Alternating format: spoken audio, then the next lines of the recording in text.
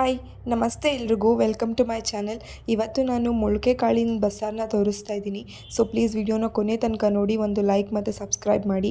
ನಾನಿವತ್ತು ಮೊಳಕೆ ಕಟ್ಟಿರೋ ಅಂಥ ಹುರುಳಿಕಾಳು ಮತ್ತು ಹೆಸರು ಕಾಳನ್ನ ತೊಗೊಂಡು ಮೊದಲಿಗೆ ಕುಕ್ಕರ್ನಲ್ಲಿ ಬೇಯೋದಕ್ಕಂತ ಇಟ್ಕೊಳ್ತಾ ಇದ್ದೀನಿ.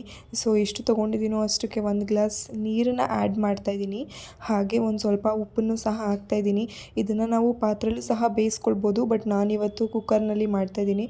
ಸೊ ಇದನ್ನ ಲಿಡ್ ಕ್ಲೋಸ್ ಮಾಡಿ ಜಸ್ಟ್ ಇದನ್ನು ಒಂದು ವಿಷಲ್ ತೊಗೊಳ್ತೀನಿ ಅಷ್ಟೇ. ಹಾಗೆ ಇಲ್ಲಿ ನಾನು ಸೊಪ್ಪನ್ನ ಸಹ ತೊಗೊಂಡಿದ್ದೀನಿ. ಇಲ್ಲಿ ದಂಟಿನ ಸೊಪ್ಪು ಮತ್ತು ಚಿಲ್ಕರವೆ ಸೊಪ್ಪಿದೆ. ಸೊ ಇದಕ್ಕೆ ನಾವು ಬೇಕಾದರೆ ಸಬ್ಬಕ್ಕಿ ಸೊಪ್ಪು ಸಹ ಆ್ಯಡ್ ಮಾಡ್ಬೋದು. ನಾನಿವತ್ತು ಜಸ್ಟ್ 2 ಸೊಪ್ಪನ್ನ ತೊಗೊಂಡಿದ್ದೀನಿ ಅಷ್ಟೇ. ಸೊಪ್ಪನ್ನ ಚೆನ್ನಾಗಿ 2-3 ಟೈಮ್ಸ್ ತೊಳ್ಕೊಳ್ಬೇಕು, ಯಾಕಂದರೆ ಅದರಲ್ಲಿ ತುಂಬಾ ಮಣ್ಣಿನಂಶ ಇರುತ್ತಲ್ವ, ಅದಕ್ಕೋಸ್ಕರ. ಸೊ ನಾನು ಇದನ್ನು ಇವಾಗ ಒಂದು ಪಾತ್ರೆಗೆ ಆ್ಯಡ್ ಮಾಡ್ಕೊಳ್ತಾ ಇದ್ದೀನಿ. ಸೊಪ್ಪನ್ನ ಒಂದು ಪಾತ್ರೆಗೆ ನಾನು ಆ್ಯಡ್ ಮಾಡ್ಕೊಂಡ್ಮೇಲೆ ಏನು ಬೇಯಿಸ್ಕೊಂಡಿದ್ವಲ್ಲ ನಾವು ಮೊಳಕೆ ಕಾಳುಗಳು, ಅದನ್ನು ಸಹ ಇದಕ್ಕೆ ಆ್ಯಡ್ ಮಾಡ್ತಾಯಿದ್ದೀನಿ. ಇದನ್ನು ಜಸ್ಟ್ 1 ವಿಷಲ್ ತೊಗೊಂಡಿದ್ದೀನಿ ಅಷ್ಟೇ. ಇದು ಒಂದು 50% ಬೆಂದಿದೆ ಅಷ್ಟೇ.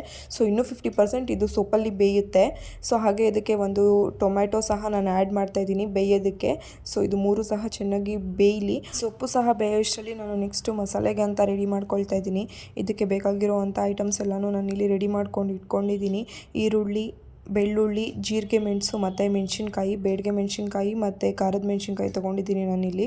ಮೊದಲಿಗೆ ಒಂದು ಬಾಣಲಿಯಲ್ಲಿ ಎಣ್ಣೆ ಹಾಕಿ ಅದು ಬಿಸಿ ಆದಮೇಲೆ ಇದಕ್ಕೆ ಈರುಳ್ಳಿ ಹಾಕ್ಬಿಟ್ಟು ಸ್ವಲ್ಪ ಫ್ರೈ ಮಾಡ್ತಾಯಿದ್ದೀನಿ.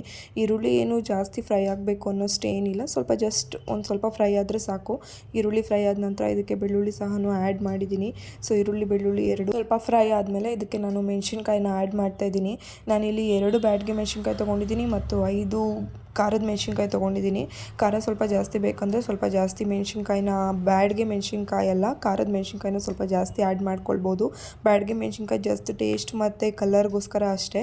ಏನು ಖಾರದ ಮೆಣಸಿನ್ಕಾಯಿನ ಆ್ಯಡ್ ಮಾಡಿರ್ತೀವಲ್ಲ, ಅದೇ ನಮಗೆ ಜಾಸ್ತಿ ಖಾರ ಕೊಡುವಂಥದ್ದು. ಸೊ ಎಷ್ಟು ಬೇಕೋ ಅಷ್ಟು ನೋಡಿಕೊಂಡು ನಾವು ಆ್ಯಡ್ ಮಾಡ್ಕೊಳ್ಬೋದು. ಈಗ ನೆಕ್ಸ್ಟ್ ನಾನು ಇದಕ್ಕೆ ಜೀರಿಗೆ ಮತ್ತು ಮೆಣಸು ತೊಗೊಂಡಿದ್ದೀನಿ. ಮೆಣಸನ್ನು ಸಹ ನಾವು ನೋಡ್ಕೊಂಡು ಹಾಕಬೇಕಾಗುತ್ತೆ, ಯಾಕಂದರೆ ಮೆಣಸಿನ್ಕಾಯಿ ಜಾಸ್ತಿ ಹಾಕಿ ಮೆಣಸು ಸಹ ಜಾಸ್ತಿ ಹಾಕಿದ್ರೆ ಅದು ಖಾರ ಇನ್ನೂ ಜಾಸ್ತಿ ಆಗುತ್ತೆ. ಸೊ ಎರಡನ್ನೂ ಬ್ಯಾಲೆನ್ಸ್ ಮಾಡಿ ಹಾಕ್ಕೊಳ್ಬೇಕು.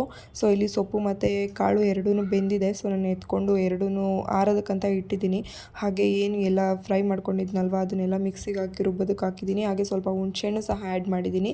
ಹಾಗೆ ಸ್ವಲ್ಪ ತೆಂಗಿನ ತುರಿ, ಹಾಗೆ ಸ್ವಲ್ಪ ಕಾಳು ಮತ್ತು ಟೊಮೆಟೊನ ಆ್ಯಡ್ ಮಾಡ್ತಾಯಿದ್ದೀನಿ. ನಾನಿಲ್ಲಿ ಜಸ್ಟ್ ಕಾಳು ತೊಗೊಂಡಿದ್ದೀನಿ, ಸೊಪ್ಪು ಜಾಸ್ತಿ ಇಲ್ಲ, ಬರೀ ಕಾಳು ಮಾತ್ರನೇ ಇದೆ. ಒಂದೊಂದು ಸ್ವಲ್ಪ ಸೊಪ್ಪು ಇದಕ್ಕೆ ಆ್ಯಡ್ ಆದ್ರೂ ಓಕೆ ಫೈನ್, ಏನೂ ಪರವಾಗಿಲ್ಲ.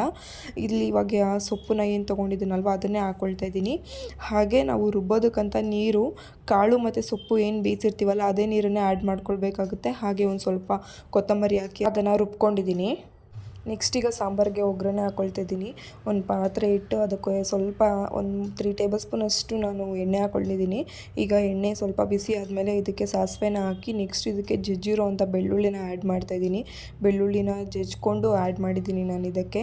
ಸೊ ಬೆಳ್ಳುಳ್ಳಿ ಸಹ ಒಂದು ಸ್ವಲ್ಪ ಕಲರ್ ಚೇಂಜ್ ಆದ ನಂತರ ಏನು ರುಬ್ಬಿಟ್ಕೊಂಡಿದ್ದೆ ಅಲ್ಲ ಮಸಾಲೆ, ಅದನ್ನು ಸಹ ಇದಕ್ಕೆ ಆ್ಯಡ್ ಮಾಡಿಬಿಟ್ಟು ಸ್ವಲ್ಪ ಮಿಕ್ಸ್ ಮಾಡ್ತಾಯಿದ್ದೀನಿ. ಮಸಾಲೆ ಎಲ್ಲ ಚೆನ್ನಾಗಿ ಮಿಕ್ಸ್ ಮಾಡಬೇಕು ಎಣ್ಣೆಯಲ್ಲಿ. ಒಂದು ಸ್ವಲ್ಪ ಮಸಾಲೆ ಎಲ್ಲ ಚೆನ್ನಾಗಿ ಎಣ್ಣೆಯಲ್ಲಿ ಮಿಕ್ಸ್ ಆದ ನಂತರ ನಾನು ಇದಕ್ಕೆ ಸೊಪ್ಪು ಮತ್ತು ಕಾಳು ಬೇಯಿಸಿರುವಂಥ ನೀರಿತ್ತಲ್ಲ, ಅದನ್ನ ಬಸ್ತಿ ಎತ್ತಿಟ್ಕೊಂಡಿದ್ದೆ ಅಲ್ವ, ಅದನ್ನು ಇದಕ್ಕೆ ಆ್ಯಡ್ ಮಾಡ್ತಾಯಿದ್ದೀನಿ. ನಾವು ಎಕ್ಸ್ಟ್ರಾ ಬೇರೆ ತಣ್ಣೀರು ಇದಕ್ಕೆ ಆ್ಯಡ್ ಮಾಡೋದಕ್ಕಿಂತ ಈ ಥರ ಸೊಪ್ಪು ಬೇಯಿಸಿರೋ ನೀರನ್ನೇ ಸ್ವಲ್ಪ ಜಾಸ್ತಿ ಮಾಡಿಕೊಂಡು ಆ್ಯಡ್ ಮಾಡಿದ್ರೆ ಇನ್ನೂ ಚೆನ್ನಾಗಿರುತ್ತೆ. ನಾನು ಒಗ್ಗರಣೆಗೆ ಕರಿಬೇವು ಸೊಪ್ಪು ಹಾಕೋದಿಲ್ಲ, ಈ ಥರ ಸಾಂಬಾರು ಕುದಿವಾಗಲೇ ಹಾಕ್ಕೊಳ್ತೀನಿ. ಒಗ್ಗರಣೆಗೆ ಸಹ ಕರಿಬೇವಿನ ಸೊಪ್ಪನ್ನ ಆ್ಯಡ್ ಮಾಡ್ಕೊಳ್ಬೋದು. ನಾನು ಈ ಥರ ಮಾಡ್ಕೊಳ್ತೀನಿ ಅಷ್ಟೇ. ಸೊ ಇದು ಜಸ್ಟ್ 10 ಮಿನಿಟ್ಸ್ ಕುದಿ ಬಂದ ತಕ್ಷಣ ಸಾಂಬಾರು ರೆಡಿ ಆಗುತ್ತೆ.